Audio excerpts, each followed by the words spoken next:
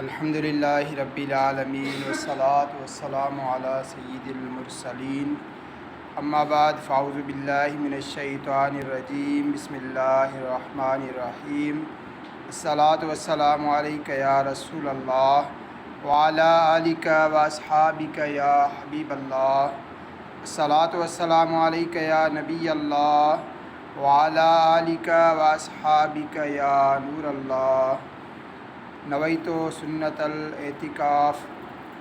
فرمان آخری نبی رسول ہاشمی صلی اللہ تعالیٰ علیہ وآلہ وسلم جہاں ہی چیو جز اللہ عنا محمد ما هو اہلہ تہ 70 ملائک 1000 ڈین تائیں ان جے لائے نیکیوں لکھندا رہندا۔ مومنوں پڑھتے نہیں کیوں اپنے آقا پر درود، ہے فرشتوں کا وظیفہ الصلاۃ والسلام، صلو علی الحبیب صلی اللہ تعالیٰ علی محمد صلی اللہ تعالیٰ علیہ وآلہ وسلم۔ حضرت سہل بن معاذ رضی اللہ تعالیٰ عنہ پنجے والد صاحب کا روایت کن تھا، ایک بیلے محفل نور لگل ہوئی، رسول اکرم نور مجسم صلی اللہ تعالیٰ علیہ وآلہ وسلم تشریف فرما ہوا، صحابی سگورا بھی حاضر ہویا۔ ایک صحابی بارگاہ رسالت میں حاضر تھی، عرض کہو یا رسول اللہ صلی اللہ تعالیٰ علیہ وآلہ وسلم جہاد کرن وارن میں ودیک عظمت وارو کیر آئے؟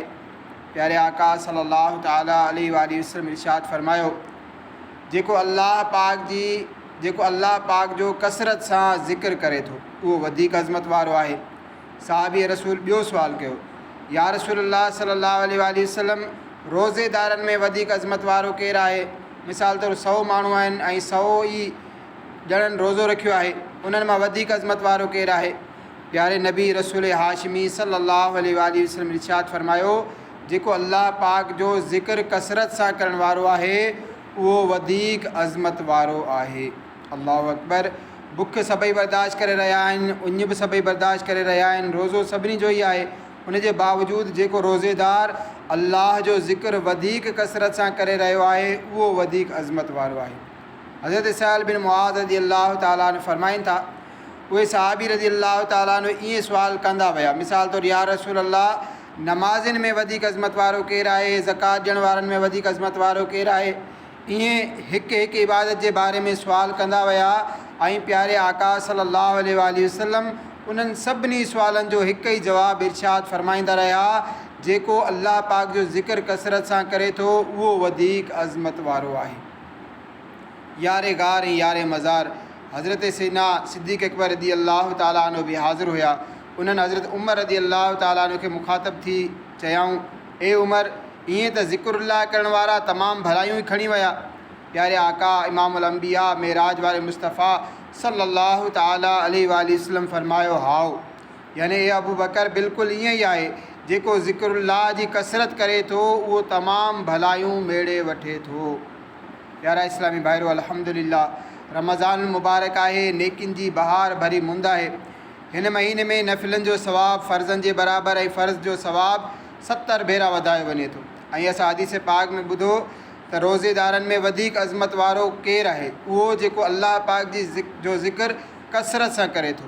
غور فرمایو جیکر اساں بھی روزو رکھوں ان سا گڈو گڈ ذکر اللہ جی کثرت بھی کندا رہوں تے کیتریوں ودیک نیکیوں کمائن میں کامیاب تھی وینداسیں، پر افسوس غفلت دل میں درد نہ ہے، نیکین جو حرص نہ ہونے جے برابر ہے، آخرت جی فکر بابت گھٹتائی ہے، فضولیات میں مصروف رہن جی عادت ہے، دنیا جی محبت جن دل میں ودھی چکی ہے، ہر وقت بس دنیاوی سوچن میں ہی مصروف آیوں، فضول گالیوں بدھن گالائن جی اڑی عادت پئجی وئی ہے جو بس اللہ پاک جی پناہ، غیبت چگلی کوڑ بیو خبر نہ ہے کہڑا کہڑا گناہ ہی زبان اساں کا کرائیندی رہے تھی۔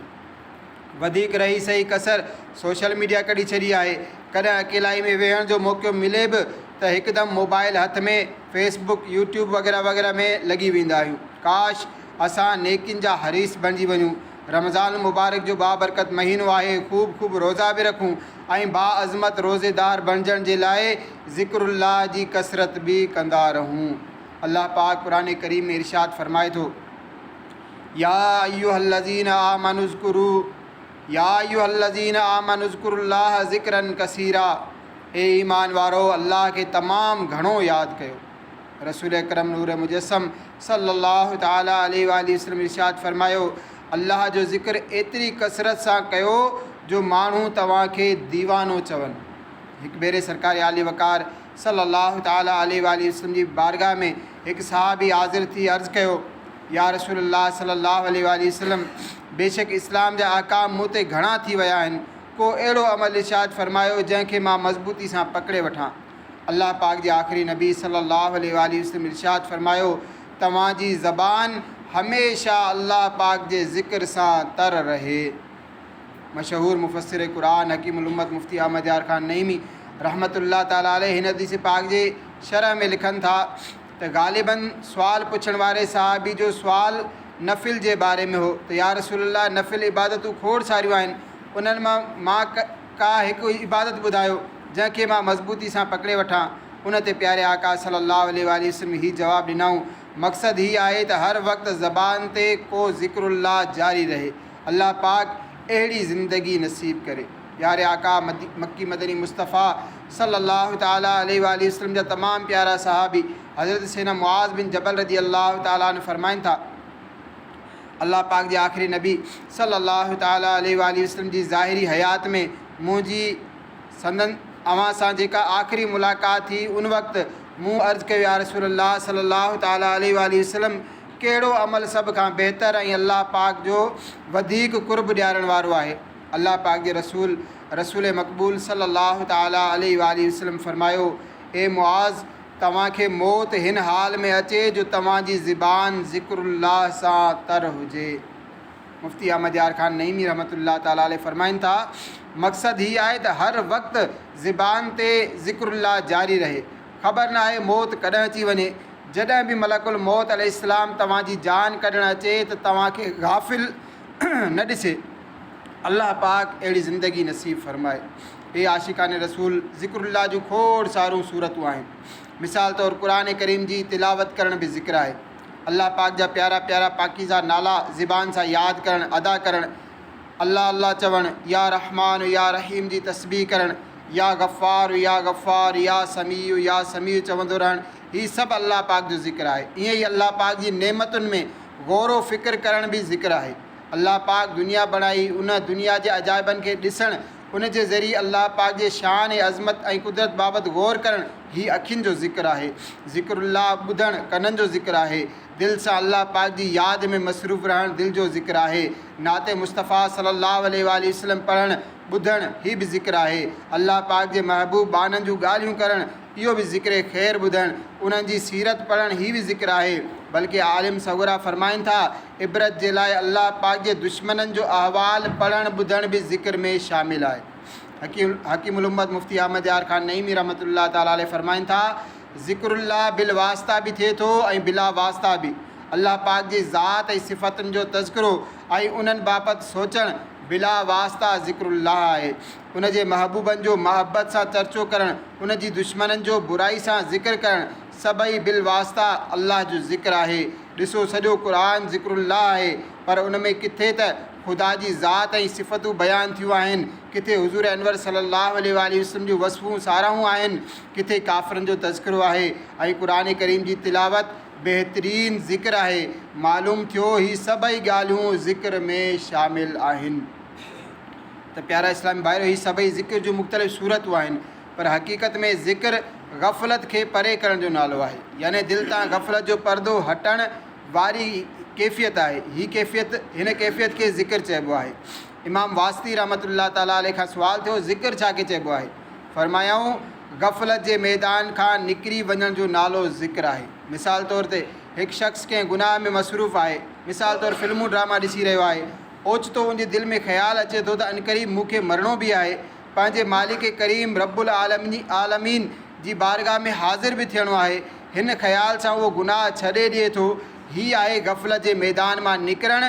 इन हालत ऐं कैफ़ियत खे ज़िक्र चयो वेंदो आहे।